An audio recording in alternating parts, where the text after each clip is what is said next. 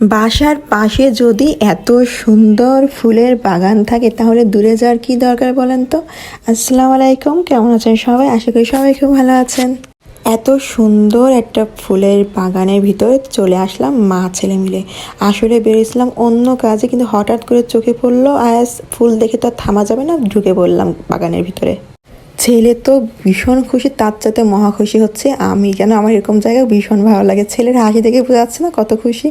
নেমে গেলাম আমরা দুজন ফুল কেনার জন্য। আসলে এটা একটা বড় নার্সারি ছিল, আমি একটু কিছুদিন ধরে ভাবছিলাম বারান্দার জন্য ফুল কিনবো, তো তার জন্যই আর কি এখানে আসা। তো এসে তো দেখি একদম ফুল কেনার চাইতে মানুষ এখানে বেশি করতেছে মোবাইলের সেলফি আর ভিডিও, তা আমিও কম না। তো এই যে ঘুরতে তারা মাছরে সেই মজা করছিলাম, ছেলে তো নেমে গেছে। একবার ঠিকানায় গেছিলাম, একবার না দুইবার, কিন্তু এত ফুল আমার চোখে পড়েনি। কারণ যে সময়গুলোতে আমি গেলাম না, সেই সময়গুলোতে কোনো ফুলের সিজনই ছিল না। আবার জানিও না কেন ফুলগুলো এত বেশি ছিল না, কিন্তু এখানে তার চাইতে বেশি মনে হলো ফুল আমার চোখে পড়লো। তো ছেলে তো দেখে ভীষণ খুশি, ও আমাকে একটা করে ফুল বল দিচ্ছিলো কোনটা কোনটা নিতে হবে। কিন্তু একটাই সমস্যা, সব ফুলের দামগুলো এতটাই বেশি কি বলবো, নেওয়ার মতনই অবস্থা না।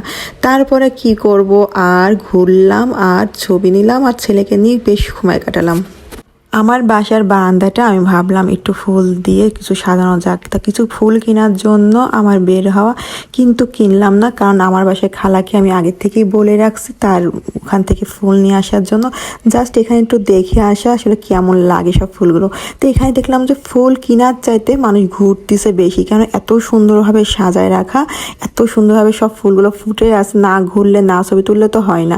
তো অনেকেই এখানে এসছে, আর আমার ছেলেকে আমি একটা করে ফুল চিনাচ্ছিলাম। ও যেহেতু এত ফুল একসাথে আগে কখনো দেখেনি, ওকে নিয়ে ওভাবে ঠিকানাতে যতবার গেছি অত ফুলও পাইনি। তো এখানে আমি সব ওকে বোঝাচ্ছিলাম কি ফুল, তো ও খুব এনজয় করতেছিল এগুলো।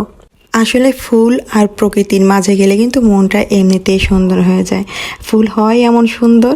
তো এই যে ফুলগুলো আমি সবগুলোই দেখতেছিলাম, বেশ দাম থাকলো, কিন্তু ফুলগুলো আসলে এগুলো তো সিজনের ফুল না। শুধু কেনার পর এগুলো কয়েকদিন ফুল থাকলো, তারপরে সব গাছটা মরে গেল। আমি ছোটোবেলায় একবার এরকম ভুল করছিলাম, স্কুল থেকে আসার পথে আমি 9 টাকা দিয়ে গাছ কিনে নিয়ে আসলাম, আর লাফাতে আসছিলাম যে 9 টাকা দিয়ে আমি গাছ কিনছি ফুলে।